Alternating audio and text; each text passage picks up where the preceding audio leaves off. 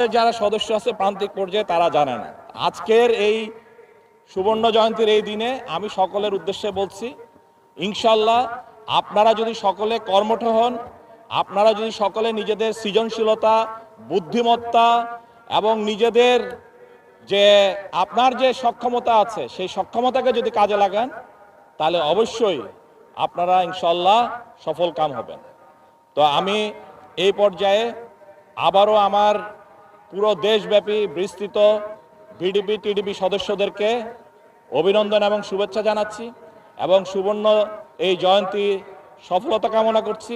আশা করছি আসন্ন নির্বাচনে আমাদের যে ভিডিপি সদস্যরা, টিডিপি সদস্যরা যে দায়িত্ব দেশের মানুষের আস্থার জায়গায় যেটা রাখা হয়েছে, এভিএমএসে যে রেজিস্ট্রেশন প্রক্রিয়া চলছে, সেই রেজিস্ট্রেশন প্রক্রিয়ায় সকলে আন্তরিকতার সাথে একনিষ্ঠভাবে সর্বোচ্চ প্রচেষ্টা চালিয়ে সকলকে অন্তর্ভুক্ত করতে হবে। এভিএমএস এর রেজিস্ট্রেশন ছাড়া কেউ কোনো ডিউটিতে যেতে পারবে না। সো সেইভাবে যেন আমরা সর্বোচ্চ প্রচেষ্টা চালাই।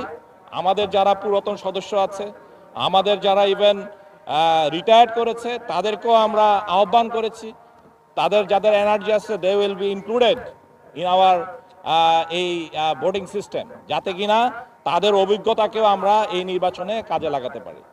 তো সেইভাবে আমরা ইনশাল্লাহ আশা করি জনগণের আকাঙ্ক্ষা এবং রাষ্ট্রের আকাঙ্ক্ষার এই জায়গায় আমাদের আনসার ভিডিপি সদস্যরা আশা করি ইনশাল্লাহ আবারও আস্থার সাক্ষ্য রাখবে।